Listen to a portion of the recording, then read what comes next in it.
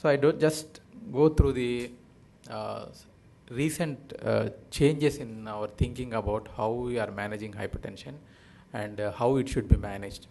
This is the recent thinking because the thought process has been undergoing a lot of changes over the years. The simple concept of hypertension has, though everybody know how to treat hypertension and diabetes, and everybody makes an attempt to treat it according to their own knowledge, limitations and advantages. Still, this is one problem has not been treated adequately and is the cause of so many problems which we face in day in and day out. In spite of serious effort from the industry and also from the medical fraternity, patients are not very much focused.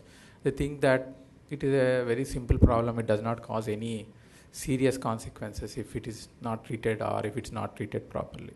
Now, just today only, before I coming to this program, one person who has come in 2013 with a blood pressure of 140 by 110 with giddiness, we just asked him to get review. He came in 2015 with 160 by 110 by blood pressure, and in spite of we asking him to come for a review and initiating antihypertensive therapy, now he comes with a blood pressure of 190 by 130 and 180 by 120. So, and he is a well-educated, reasonably rich, and he speaks in English. And not like unlike, though he knows Telugu, he speaks only in English. But when it comes to managing his blood pressure, he's worse than many of the illiterate people who have come around to us when we say that they are hypertensive and they require regular treatment. So this is the level of understanding and the approach for the treatment of hypertension. So with this background, I just speak on the basic statistics, which we all know that only 30% of Indian population are hypertensive, and most of them are in the urban population. I think this estimate of 2014 June probably has increased recently, and probably after this demonetization, probably it has increased still more, 5% increase maybe anticipated for the people who have been stacking the black money.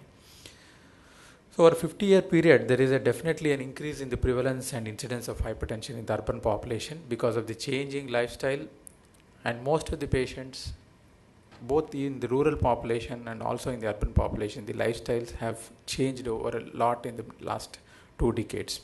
And very little awareness is there regarding the management of hypertension and its consequences. And even after treating, many people are really well treated and achieve the target goals. Only 20% of the people who are being diagnosed will be treated properly and be under control. So indicating that despite all the efforts, the level of awareness about BP is still low in India, which is also evident with lower proportions of patients having optimal control. The biggest problem is unless until the goal blood pressure is achieved and the patient is under optimal control, the process of treating hypertension goes waste. If you give a blood pressure tablet, many of the patients believe that if they take blood pressure tablet, it is enough. They are not bothered about the control and the target organ damage or the consequences of the improper blood pressure control. So we have to understand and we have to improve the level of understanding regarding that it is not just the blood pressure, taking a blood pressure tablet, but it is more important for them to have an adequate control so that they can prevent the target organ damage. So blood pressure measurement is the clinical procedure of greatest importance, simplest and most inexpensive, but it is performed in the most sloppiest manner. Nobody is very keen that the blood pressure is really measured properly. Many of the times the postgraduate leaves it on house surgeon leaves it on the nurse, and the staff nurse leaves it on the junior nurse. And for which there is a simple and most effective diagnostic method is not been taken care of by the most important people who make a decision of treating the patient with antihypertensive drugs. We have so many guidelines, everybody is aware of it. Everybody, when given in the examination, write all the points, but when in a particular patient, they don't perform it in the proper manner. So measuring the blood pressure is the most important aspect of diagnosing and treating hypertension. Unless you measure it properly and measure it after the treatment properly, then you are not achieving the treatment goals and the benefit of the treatment also. So these are the basic guidelines from the Indian Hypertension Society. Average of 3 readings, 30 minutes of rest, at least 5 minutes in silence, which is very difficult sitting in supine or sitting or supine position. If you are sitting, recording it in sitting position, you mention it, and next time also you record it in sitting position. Patient should be fairly bad and supported, and the cuff size is more important. For an obese patient, you require a cuff which is usually tied to the leg. So these are the things which you can influence the blood pressure up till 5 to 10 millimeters of mercury if you are not taking precautions. Rest, sitting, correct cuff size, bladder placement of the bladder, inflated bladder, and how to deflate. All these things will influence how you measure the blood pressure. So other important aspect for simple, effective, and many of the companies are providing free of cost of ABPM recording so that you can have a better understanding of the blood pressure in borderline hypertension, white coat hypertension, isolated systolic hypertension, nocturnal rise in blood pressure, resistant hypertension in pregnancy, and when the patient has symptoms related to antihypertensive medication, understanding regarding how you manage the blood pressure. So these are the targets, usually the same targets which are given to the normal office readings 140 by 90 are also hold good in ABPM also.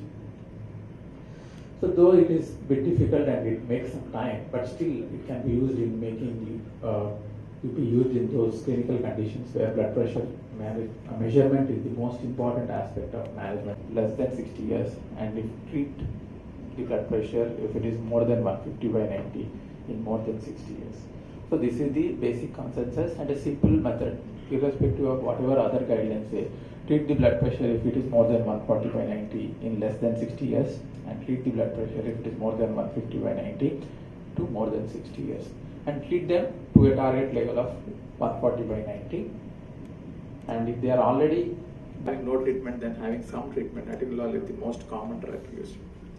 And of late, beta blockers have fallen out of favor because they are not able to reduce the central blood pressure. They are only reducing the peripheral blood pressure, and they are not influencing the target organ damage. So they are found out of favor with the major guidelines from America, US, and Europe.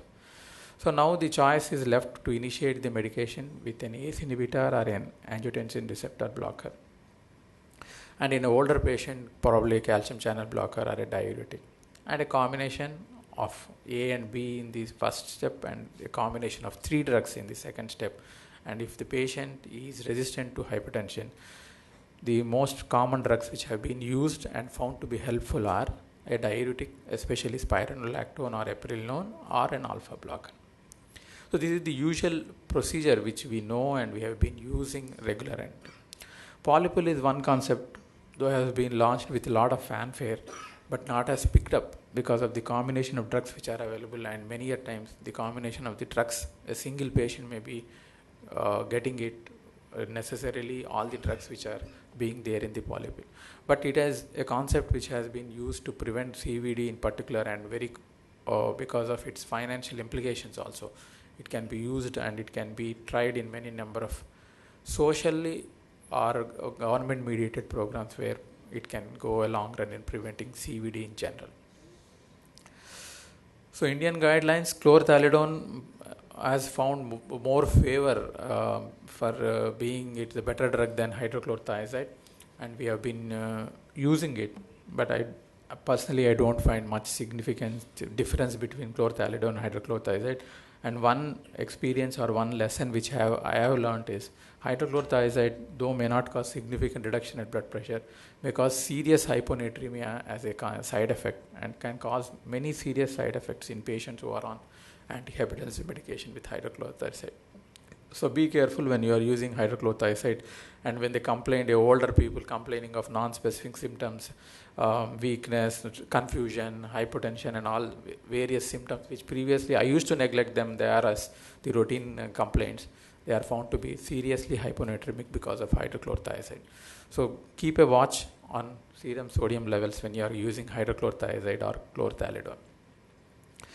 So live study, Ascot BBL study have killed atenolol, and they have been shown that atenolol, though may reduce blood pressure, are not relevant in preventing the target organ damage, which made the newer blood beta blockers to come into the picture.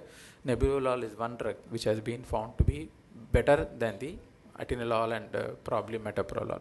So it is a third generating vasodilating beta blocker which is used especially in older people with reasonably good benefits, and in patients who have borderline bronchospasm when other beta blockers are not been found to be very safe in those companies. So coming to the latest information, there are two trials which have changed how you are looking at the management of blood pressure and how severely you have to reduce the blood pressure.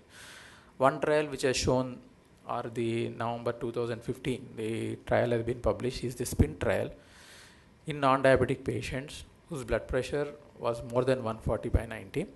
The patients are being treated normal treatment for the target of 140/90 and aggressive treatment to reduce the blood pressure to 120/80.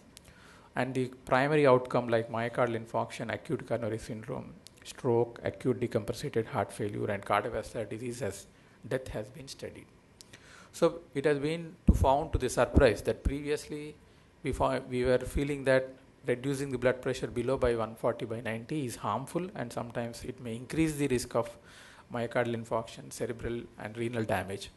But the SPRINT has one trial which has shown and published that intensive treatment is better in reducing the composite endpoint of myocardial infarction, acute coronary disease and stroke. Intensive treatment has 25% lower risk of primary outcome, and the number needed to treat is to prevent a primary outcome was only 61, indicating that our blood pressure treatment should be more intensive, especially in patients who are not having any other risk factor, but they have only blood pressure as a risk factor, and aggressive treatment for them without any comorbidities. There should be an aggressive goal so as to prevent the various complications related to hypertension. So this has generated a lot of heat, saying that these patients, how much we should be treating, how aggressively we treating, and how much of negative effect. The negative effects are hypotension, which is more common in aggressively treated patients, and acute kidney injury. Many of these patients have shown that there is a reduction in the EGFR, and many of the nephrologists has convinced that it is only a mechanical or it's only a hemodynamic calculation, and there is no significant progression of renal disease or there is no renal damage in patients who are on aggressive control of blood pressure. So though the assurance is there, but still we feel that SPRINT has given us a new thought that treatment effects similar in all 6 pre-specified groups of interest, but overall benefits are more in patients where there is an intensive BP lowering, indicating that in some patients aggressive blood pressure reduction may be useful in causing significant decrease in the primary outcome of myocardial infarction and stroke. So, but the SPRINT has recorded the blood pressure in a completely different way than what we regularly record. So, in what we regularly record, the blood pressure is just make the patient sit there, and whenever there is convenient, we talk to him and try to record. Here in the SPRINT trial, every blood pressure was recorded with no clinician in the room. It was recorded by an automated unit, and patient was kept 5 minutes in a quiet area, and the blood pressure recorded then was taken as the target blood pressure. So if you have to follow the SPRINT trial, you have to record the blood pressure according to the SPRINT protocol only, not on our regular protocol. If you record the blood pressure in our office and treat the blood pressure to 120/90, his blood pressure at home or when you record according to SPRINT protocol, it may be 100/70. So if you have to follow the SPRINT protocol, record the blood pressure according to the protocol given by it. That means don't record in the office recording and treat it very aggressively, which will cause significant problem. So the drugs used were the amlodipine and chlorothalidone and beta blockers were not the main drugs. The other trial, which is reverse of the SPRINT HOPE 3 trial, which is the patients who are normal but has an intermediate cardiovascular risk because of various other complications like other drugs like diabetes, mild hypertension, CVD or smoking or any other drug. They don't have blood pressure, but they are given antihypertensive drugs. Does giving in patients antihypertensive drugs in a patients who have no blood pressure but have risk factors for coronary or cardiovascular disease have any impact on this patient. So it has been shown that when you give drugs in patients who do not have blood pressure more than 140/90, you are not going to change any of the parameters which are going to influence this patient's cardiovascular disease. That means when the patients were given candicertan plus hydrochlorothiazide, these patients, when the blood pressure is 140/90 only, more than 140/90 only, these patients had some benefit. But if the patient's blood pressure is less than 140/90, these patients did not have any benefit, and sometimes they have a problem with the treatment. So it says that if the blood pressure is not less than 140/90, don't give any drugs which will cause a reduction in the blood pressure. And there is a lot of controversy in what the same blood pressure target should be given in diabetes and CKD. Now the consensus from all the trials is say that don't reduce blood pressure aggressively in patients even with CKD also. So CKD patients, if you aggressively low blood pressure, there is no specific benefit in the progression of the renal disease. So the ACCORD trial but says that the target should be less than 140. And in all these patients, even the JNC8 others say that blood pressure should be 140/90 even in renal and diabetic patients. The only thing which, when the patient has microalbuminuria, the target should be, if it is possible, to keep the blood pressure below 130/80. In some trials, they say that microalbuminuria incidence is reduced when you give blood pressure reduction more aggressively in patients who have diabetes and hypertension with microalbuminuria. One thing what we feel and what we do is, should we give 2 drugs at one time, or should we give 1 drug in the morning and should we give 1 drug in the night? In the days of fixed dose combinations and irrational combinations, is it possible to give the 2 drugs at one time, or you give 1 drug in the morning and 1 drug in the evening? So common sense dictates that you give 2 drugs in 2 different times, because probably the chances of hypotension are more, and the chances that 1 drug is more useful in the morning time and 1 drug is more useful in the night. Especially beta blockers, because the sympathetic drive is very high, it is better you give in the morning. The ARB, that is the angiotensin system, is more active in the night. You give ARBs or ACE inhibitors in the night. So this is our thinking that the statins have to be given in the night because the cholesterol manufacturing is more in the night. So the chronopharmacology, giving 2 drugs at 2 different intervals, will make the patient have a better, smoother control with lesser side effects. So, but the thinking is there, but there is no scientific evidence saying that this trial can, when you give the drug in the morning, it is more effective. When you give the drug in the evening, it is more effective. So these 2 ongoing trials will give you a better understanding regarding which drug is to be given in the morning, which drug is to be given in the evening, and what is the benefit when you give 2 drugs in 2 separate intervals. So concluding, hypertension, we all know it's a big public health problem, and it should be given importance, looking at the basics of the hypertension measurement and treating the patient according to the goals. ABPM can be used especially when the diagnosis is difficult, and the recent trials has shown that you have to treat the patients according to the basic profile, the risk profile, and treat according to the goals. Aggressive BP lowering has still not received full approval from the scientific community.